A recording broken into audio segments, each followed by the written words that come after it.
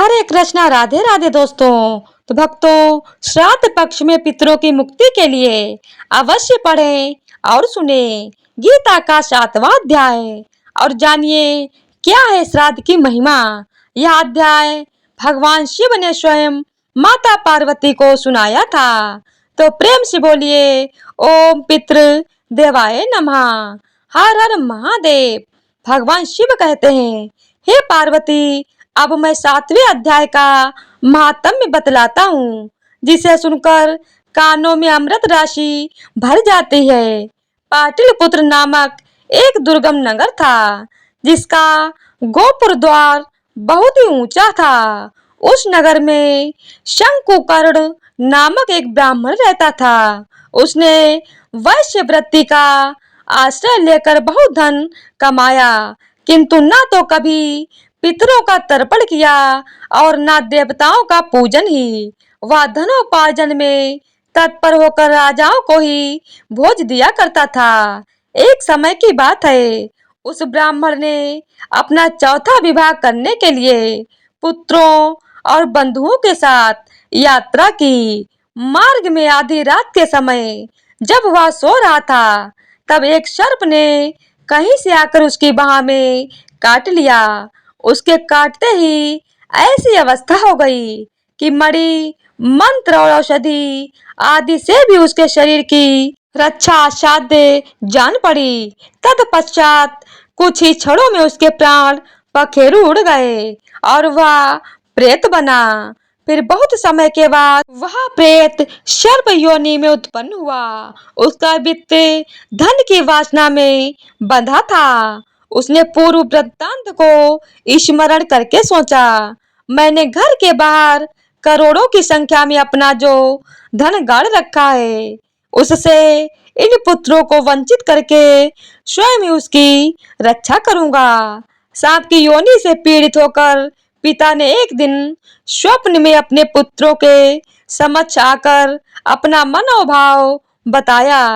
तब उसके पुत्रों ने सवेरे उठकर बड़े विस्मय के साथ एक दूसरे से स्वप्न की बातें कही। उनमें से मंझला पुत्र कुदाल हाथ में लिए घर से निकला और जहां उसके पिता सर्प योनि धारण करके रहते थे, उस स्थान पर गया।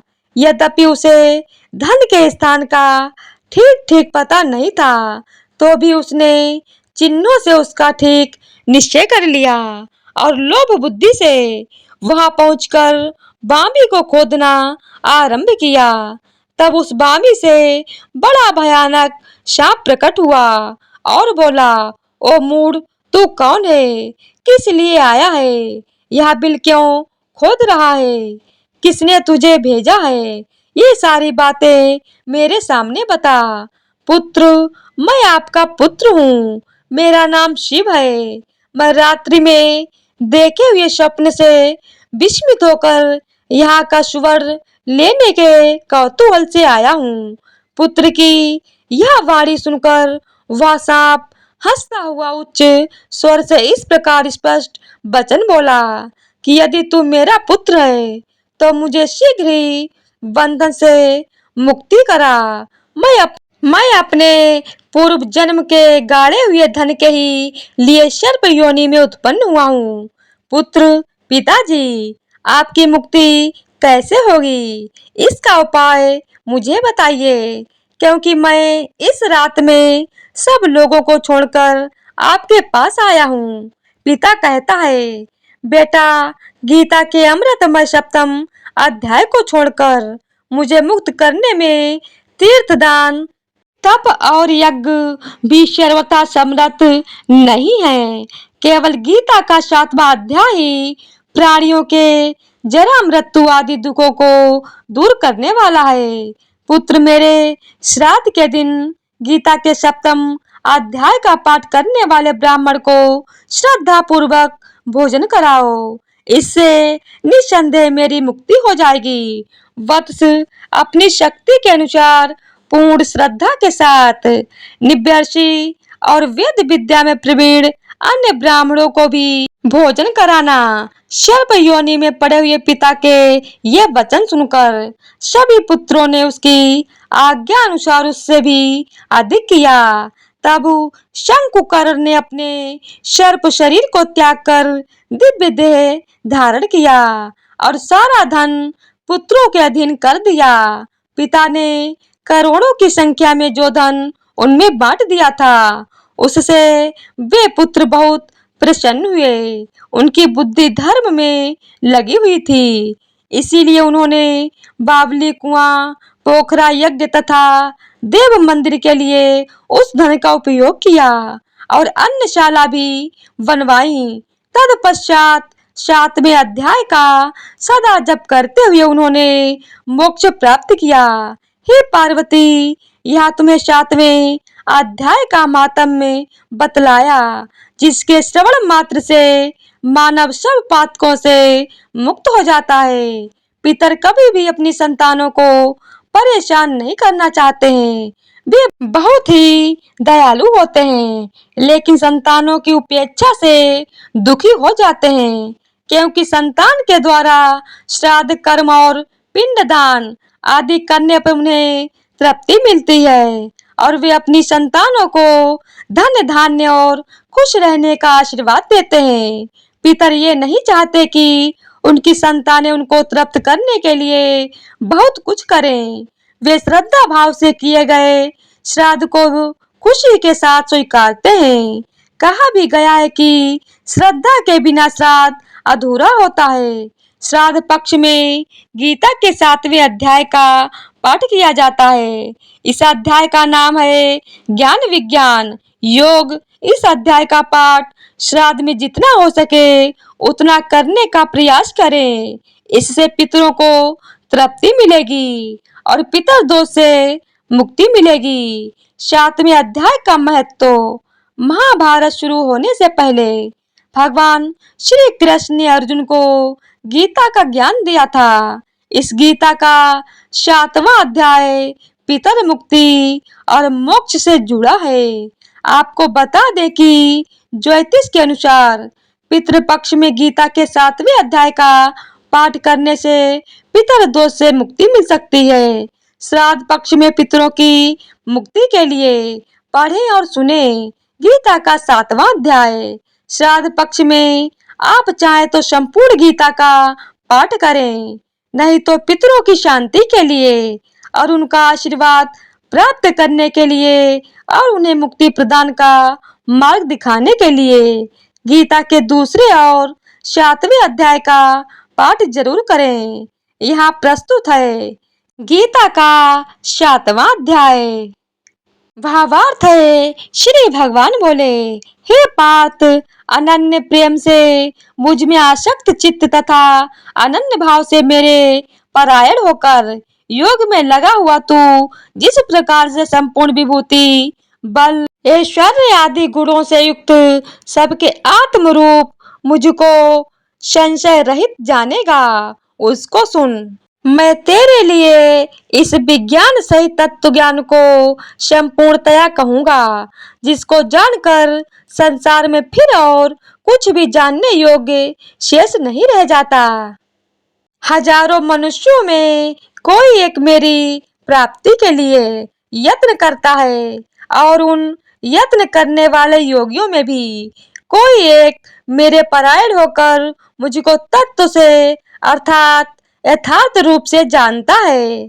पृथ्वी, जल, अग्नि, वायु, आकाश, मन, बुद्धि और अहंकार भी इस प्रकार ये 8 प्रकार से विभाजित मेरी प्रकृति है। यह 8 प्रकार के भेदों वाली तो अपरा अर्थात मेरी जड़ प्रकृति है। और हे महाबाहो, इससे दूसरी को जिससे यह संपूर्ण जगत धारण किया जाता है मेरी जीव रूपा परा है। हे अर्जुन, तू ऐसा समझ कि संपूर्ण भूत इन दोनों प्रकृतियों से ही उत्पन्न होने वाले हैं और मैं संपूर्ण जगत का प्रभव तथा प्रलय हूँ, अर्थात संपूर्ण जगत का मूल कारण हूँ। हे धनंजय, मुझसे भिन्न दूसरा कोई भी परम कारण नहीं है। यह संपूर्ण जगत सूत्र में सूत्र के मड़ियों के सदृश मुझ में गुथा हुआ है। संपूर्ण पदार्थों में कारण रूप से भगवान की व्यापकता का कथन। हे अर्जुन, मैं जल में रस हूँ, चंद्रमा और सूर्य में प्रकाश हूँ, संपूर्ण वेदों में ओंकार हूँ, आकाश में शब्द और पुरुषों में पुरुषत्व हूँ। मैं पृथ्वी में पवित्र शब्द स्पर्श रूप रस गंध से इस प्रसंग में इनके कारण रूप तन मात्राओं का ग्रहण है। इस बात को स्पष्ट करने के लिए उनके साथ पवित्र शब्द जोड़ा गया है। गंध और अग्नि में तेज हूँ तथा संपूर्ण भूतों में उनका जीवन हूँ और तपस्वियों में तप हूँ। हे अर्जुन, तू संपूर्ण भूतों का सता तन बीज मुझको ही जान। मैं बुद्धिमानों की बुद्धि और तेजस्वियों का तेज हूँ। हे भरत श्रेष्ठ, मैं बलवानों का आशिक्त और कामनाओं से रहित बल अर्थात सामर्थ हूँ और सब भूतों में धर्म के अनुकूल अर्थात शास्त्र के अनुकूल काम हूँ।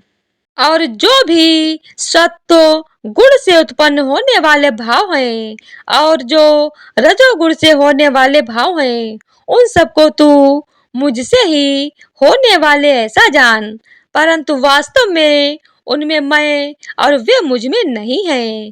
आसुरी स्वभाव वालों की निंदा और भगवतों की प्रशंसा। गुणों के कार्य रूप, सात्विक, राजस और तामस, इन तीनों प्रकार के भावों से यह सारा संसार प्राणी समुदाय मोहित हो रहा है। इसीलिए इन तीनों गुणों से परे मुझ अविनाशी को नहीं जानता, क्योंकि यह अलौकिक अर्थात अति अद्भुत त्रिगुण मई मेरी माया बड़ी दुस्तर है। परंतु जो पुरुष केवल मुझको ही निरंतर भजते हैं, वे इस माया को उल्लंघन कर जाते हैं अर्थात संसार से तर जाते हैं। माया द्वारा जिनका ज्ञान हारा जा चुका है, ऐसे आसुर स्वभाव को धारण किए हुए मनुष्यों में नीच दूषित कर्म करने वाले मूढ़ लोग मुझको नहीं भजते।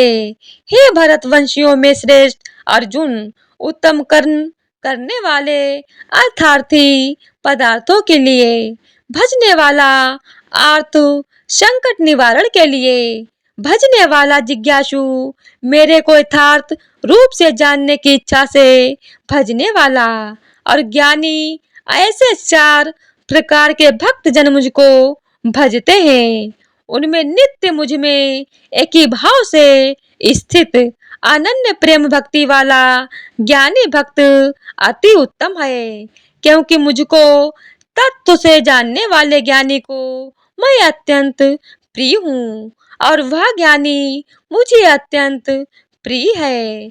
ये सभी उदार हैं, परंतु ज्ञानी तो साक्षात मेरा स्वरूप ही है, ऐसा मेरा मत है, क्योंकि वह मंगत मन बुद्धि वाला ज्ञानी भक्त अति उत्तम गति स्वरूप मुझ में ही अच्छी प्रकार स्थित है। बहुत जन्मों के अंत के जन्म में तत्व ज्ञान को प्राप्त पुरुष सब कुछ वासुदेव ही है। इस प्रकार जो मुझको भजता है वह महात्मा अत्यंत दुर्लभ है। उन भोगों की कामना द्वारा जिनका ज्ञान हरा जा चुका है, वो लोग अपने स्वभाव से प्रेरित होकर उस नियम को धारण करके अन्य देवताओं को भजते हैं अर्थात पूजते हैं। जो सकाम भक्त जिस जिस देवता के स्वरूप को श्रद्धा से पूजना चाहता है, उस भक्त की श्रद्धा को मैं उसी देवता के प्रति स्थिर करता हूँ। वह पुरुष उस श्रद्धा से युक्त होकर उस देवता का पूजन करता है और उस देवता से मेरे द्वारा ही विधान किए हुए उनिश्चित भोगों को निसंदेह प्राप्त करता है। परंतु उन अल्प बुद्धि वालों का वह फल नाशवान है तथा वे देवताओं को पूजने वाले देवताओं को प्राप्त होते हैं और मेरे भक्त चाहे जैसे ही भजे अंत में वे मुझको ही प्राप्त होते हैं। भगवान के प्रभाव और स्वरूप को न जानने वालों की निंदा और जानने वालों की महिमा। बुद्धहीन पुरुष मेरे अनुत्तम अविनाशी परम भाव को न जानते हुए मन इंद्रियों से परे मुझ सच्चिदानंद घन परमात्मा को मनुष्य की भांति जन्म कर व्यक्ति भाव को प्राप्त हुआ मानते हैं। अपनी योग माया से छुपा हुआ मैं सबके प्रत्यक्ष नहीं होता, इसीलिए यह ज्ञानी जन समुदाय मुझे जन्म रहित अविनाशी परमेश्वर को नहीं जानता, अर्थात मुझको जन्म मरने वाला समझता है। हे अर्जुन, पूर्व में व्यतीत हुए और वर्तमान में स्थित तथा आगे होने वाले सब भूतों को मैं जानता हूँ, परंतु मुझको कोई भी श्रद्धा भक्ति रहित पुरुष नहीं जानता। हे भरतवंशी अर्जुन, संसार में इच्छा और द्वेष से उत्पन्न सुख दुखादि द्वंद्व रूप मोह से संपूर्ण प्राणी अत्यंत अज्ञता को प्राप्त हो रहे हैं, परंतु निष्काम भाव से श्रेष्ठ कर्मों का आचरण करने वाले जिन पुरुषों का पाप नष्ट हो गया है वे राग द्वेष जनित द्वंद्व रूप मोह से मुक्त दृढ़ निश्चयी भक्त मुझको सब प्रकार से भजते हैं। जो मेरे शरण होकर जन्म और मरण से छूटने के लिए यत्न करते हैं वे पुरुष उस ब्रह्म को संपूर्ण अध्यात्म को संपूर्ण कर्म को जानते हैं। जो पुरुष अधिभूत और अधिदेव सहित तथा अधियज्ञ सहित सबका आत्म रूप मुझे अंत काल में भी जानते हैं वे युक्त चित्त वाले पुरुष मुझे जानते हैं, अर्थात प्राप्त हो जाते हैं। तो प्रेम से बोलिए जय श्री कृष्णा, जय श्री हरि विष्णु। ऐसे ही और भी रोचक और आध्यात्मिक वीडियो के लिए चैनल को सब्सक्राइब कर लें। दोस्तों, आपको ये अध्याय कैसा लगा कृपया कमेंट करके जरूर बताएं। वीडियो पसंद आई हो तो लाइक करें और अपने दोस्तों के साथ शेयर करें। कमेंट बॉक्स में जय श्री कृष्णा लिखना ना भूलें। फिर मिलते हैं एक और दिलचस्प वीडियो के साथ। धन्यवाद। जय श्री कृष्णा।